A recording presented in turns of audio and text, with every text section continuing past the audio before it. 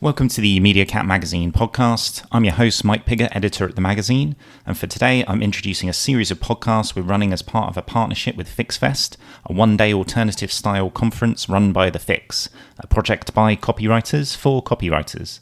In this series, one of the co-founders of The Fix, Glenn Fisher, interviews speakers leading up to the event, talking to them about this year's conference theme, AI or Die. In this first interview, Glenn speaks to Heather Murray, founder of AI for Non-Techies, about the industry's fear of AI and what excites her about the technology, and a great many more things as well. It's a speedy interview, but it's really great. And this is the first one in the series. So without further ado, over to Glenn.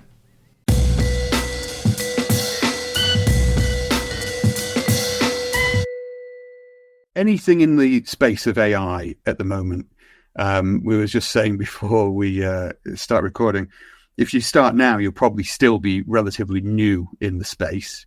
It's still that young, but you have identified the potential, shall we say, for AI and how it can be used, and cleverly and helpfully identified the fact that doesn't have to be just for technical, like sci-fi fan people kind of thing. It can be for non-techies. You seem to have done that quite early, and I wondered how, like, why, what kind of made you think? Was it just purely you're an absolute capitalist and you I see this going on, or was there something? What was the actual trigger point where you went, I think there's something here, and I'm interested in this. Obviously, you have to be interested in it to do it. What triggered that interest? It's an odd one because I've never been a early adopter of anything. I'm not a techie, hence the non-techie business name. I'm not a technical person at all. My first experience of AI I was running a marketing agency up until recently. I've just wound it up to focus on the AI stuff. But about 2 years ago, so before ChatGPT came out, I started to use an AI tool for one. We got a massive contract in, and it was much bigger than what we were used to. And it was a big brand wanting to sell these £10 million products. And I basically, cut a long story short, I found an AI tool just by accident, just by Googling around and saying, what can help me do the thing that I'm imagining I can do to help them. And I found this AI tool. And it was magical. We got incredible results for this client. And then we did it again. And then we did it again. And my curiosity was, my interest was piqued, I think, at that point around what AI is.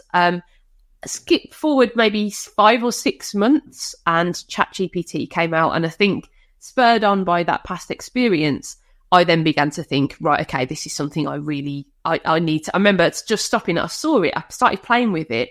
And I remember my jaw dropping, going, wow, this is something like I've never seen anything like this before in my life. And then just going into my husband, who doesn't care at all about anything like AI, digital at all. He doesn't even have a laptop. But saying this is my thing. It was really strange. It struck me like lightning. Yeah. This is my thing. And at the time, it was this is how I'm going to differentiate my agency. We are going to be AI first. This AI thing can help us do services. It can help us. I could see it straight away from just playing.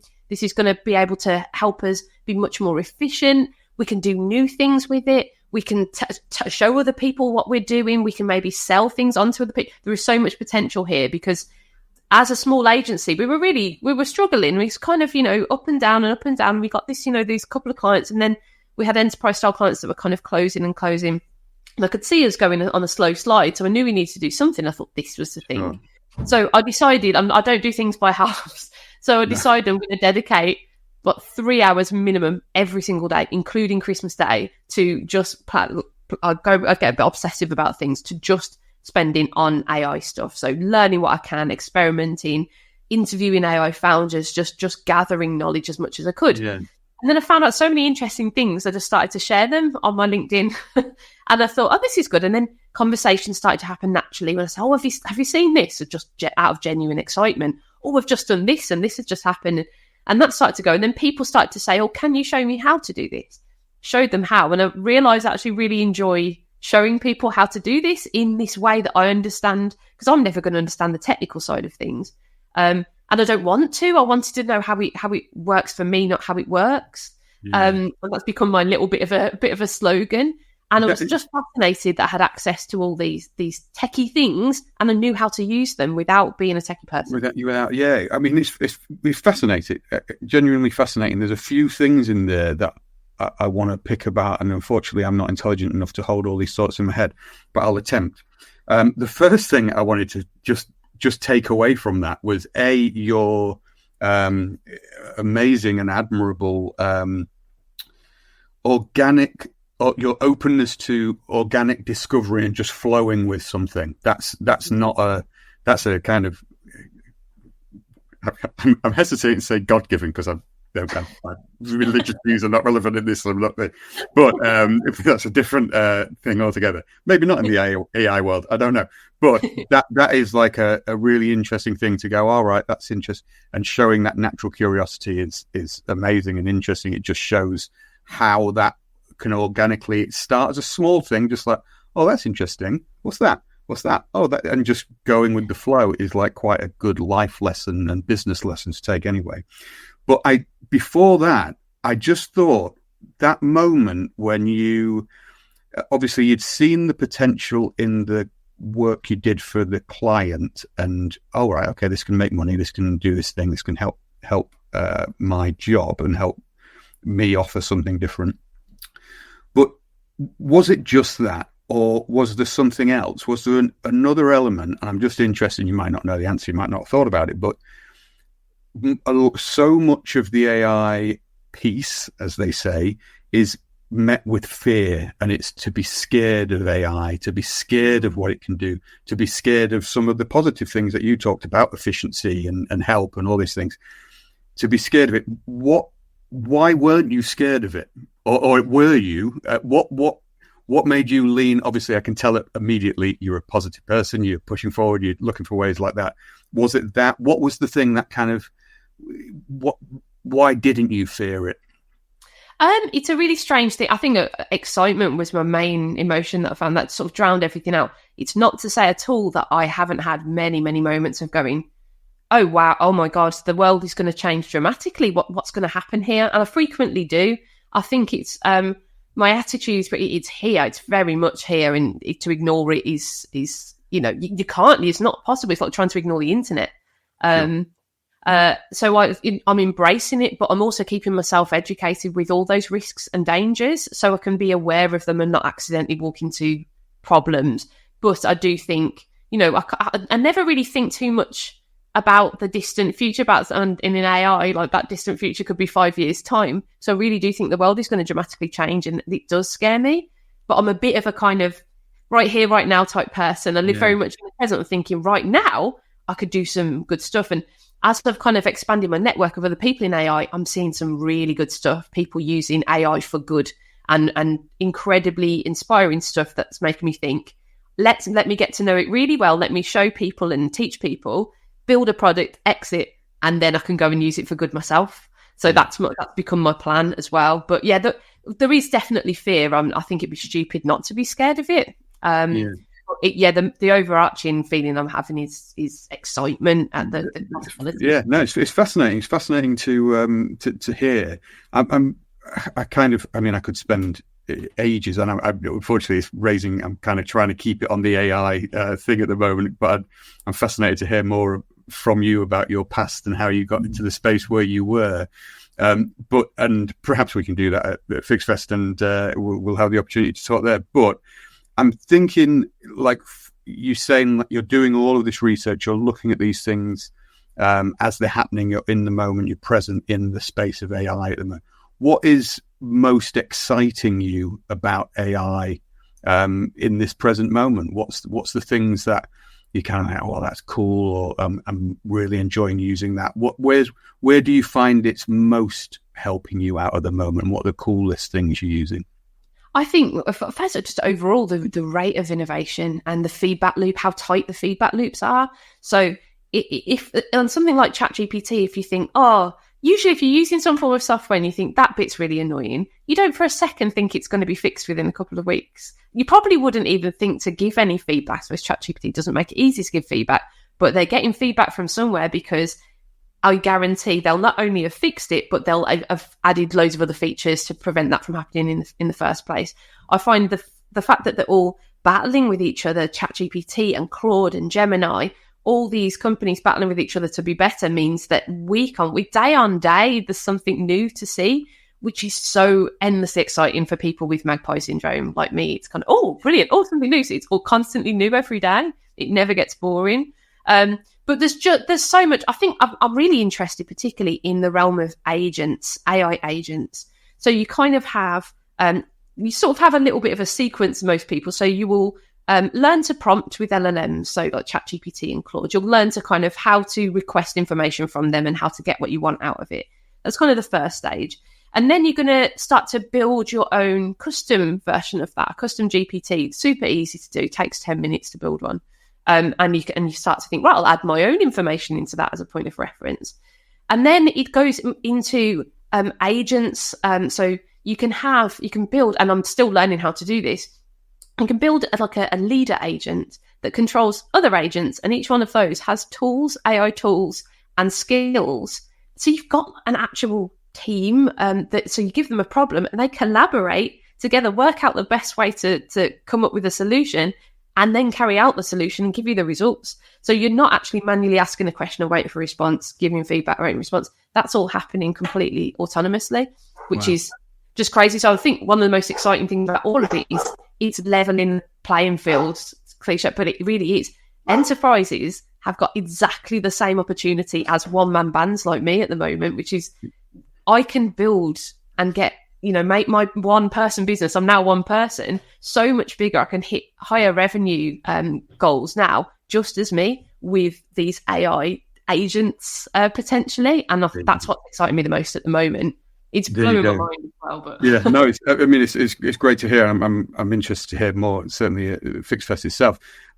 I'm a little bit of a challenge just because I can imagine people probably experience this, and you've certainly, from the sounds of it, experienced it, and you called it magpie syndrome, which I like. How do you're obviously an experienced person in running businesses and managing your time and doing having focus, and you clearly think you've got that, like obsession and those elements, which is some of the magic that makes that possible. But how do you, with something where there is so much opportunity with AI, once you are able to overcome any fears people might have or worries about that stuff, and you start going, oh, actually, I see that as an opportunity, to see that as an opportunity, that's an opportunity. How do you control that kind of magpie syndrome of there being so much? Do you almost shift back to analog and being like, right, I'm going to use these old principles and guide myself? What's your thoughts there? I'm interested in that.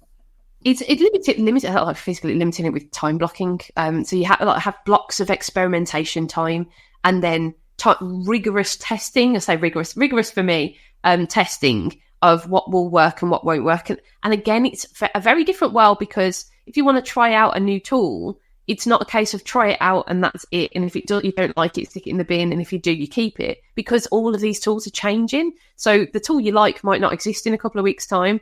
The tool you hate might get 10 times better in a couple of weeks' time. So I've been kind of teaching myself to sort of sniff out the potential in a tool as well. So that testing, so you kind of find potential in the experimentation phase, and then having testing and, trying to integrate these tools into every day and trying to put them into workflows.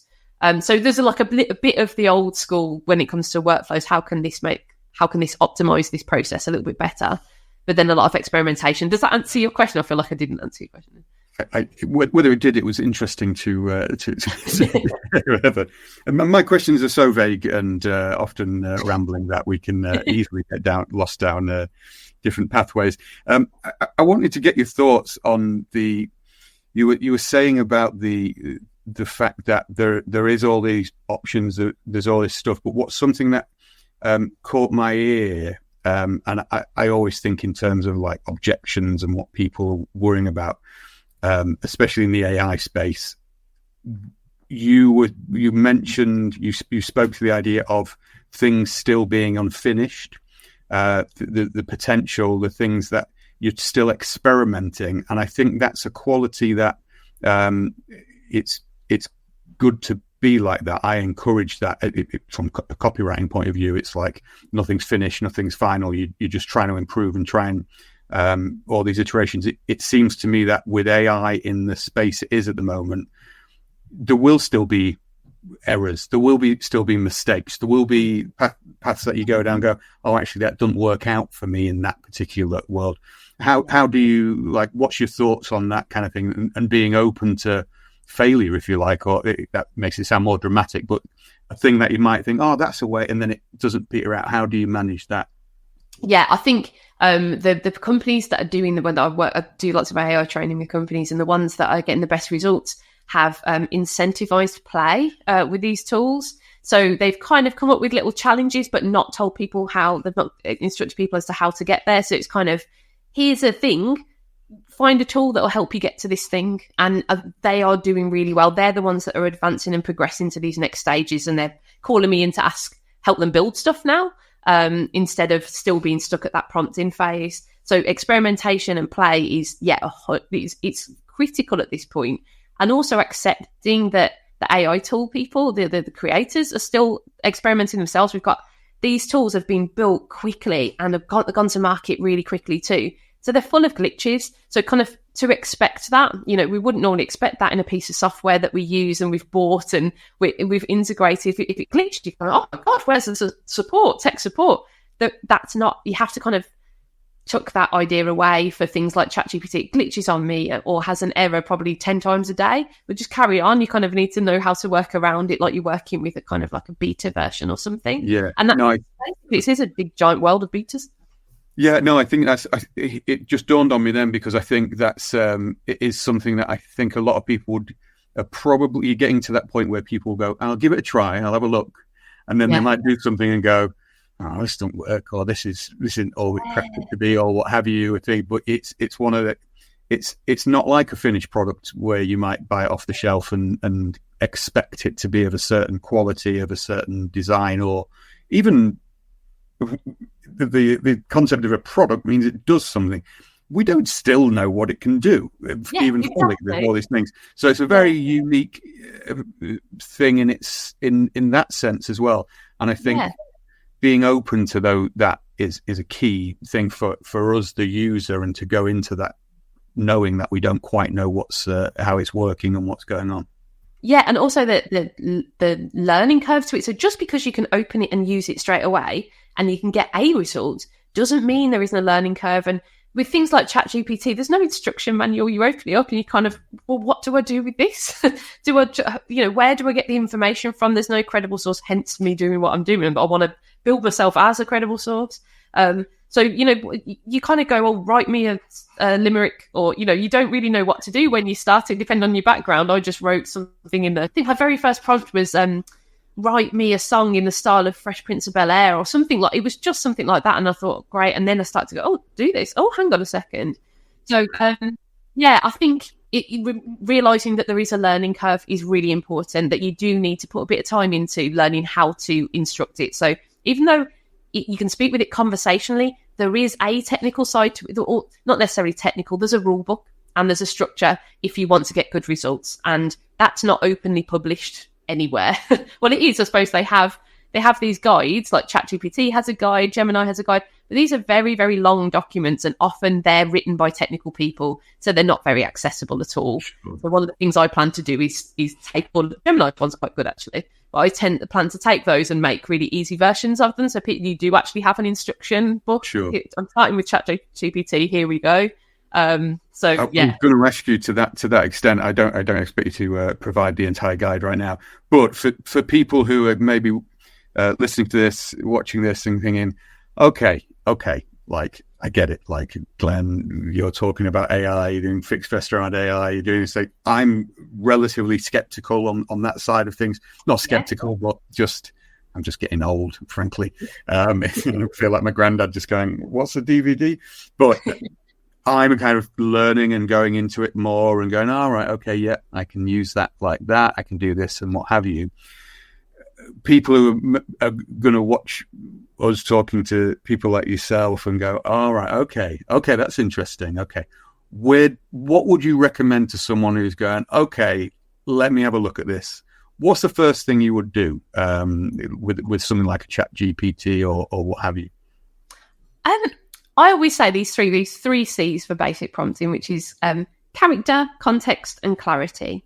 So something people often forget to do, and it annoys me when I see prompts that haven't got a character, is imagine you have a task to do, and you walk into a room, and the ideal person to help you with that task is sat in the room. So what's their job title? What's their background? What are their skills? Start your prompt with that. So you say your task is you want to create some ideas around LinkedIn posts. So it'd be great to speak to a LinkedIn ghostwriter. Be even better to speak to a LinkedIn ghostwriter that has 10 years experience in AI. You can give them this background, so you can start to refine. These LLMs are drawing from this massive data set, and you need to narrow that down as much as you possibly can with as much context as you possibly can too. So give it a character, let it know who you are as well. It doesn't know who you are. It doesn't know where you're approaching this task from. So a character for you, a character for you, and then just give it as much detail as you can. And I think the best thing, particularly for this audience, think of a really good copywriting brief. So you've got a brand new copywriter, you give them a brief. It contains information about your company, your purpose, your values. It's got examples of previous copy. That's amazing for prompts. So a good prompt has the level of detail that a really good copywriting brief would have in. So it's very specific as to outputs. It's very clear, and you've got characters as well. So set the character. Think of it like a brief. That wasn't as smooth as I find in my head. Like AI, we're still working out these things. Right, yeah. I don't want to even say it, and I'm not going to say it, but regular listeners to the show will know my current full-word expletive prompt that I'm working on, and I feel like I want to say it then. I'm not going to do it. That's a special hook that even you, Heather, don't quite know what the hell I'm talking about. Yeah. And on that note, that basis, I don't want to take too much more of your time, especially me rambling on. Even just talking to you for this short time, because of your experience and because of that, because of what you've been doing, it just opens up so much. Like, there's opportunity there. And I know people listening to this will be like, all right, okay, I didn't think about it like that. So I am absolutely gassed, as they say, in American high school, probably. I don't know. I think that's where they say it, to see you talk at FixFest. I cannot wait. If people would like to join us and see you speak, there's links everywhere to find a ticket. We're over. I think we're over halfway full, so don't hang about if you don't want to miss out. It's going to be a wonderful day. Heather, I can't wait to meet you in person and find out more about how you pre-AI, Heather. I'm intrigued to hear and how this magpie-based, very driven person came into being. But thank you so much for your time, and thank you for, even in that short space of time, giving a lot of suggestions and ways that you can start using AI to help you, and showing that as it shows in your career already and what you've been doing in what is it, maybe how many years have you been kind of on the AI kind of front? I've not long at all. 2 years. 2 years, yeah. I mean, that's an enormously small space of time, really. Yet so much stuff can be developed. So certainly not being left behind. Now is the time to start taking your lead and seeing what you're about. So thank you very much for your time, and I look forward to seeing you in July. Yeah, me too. Thank you very much, Glenn.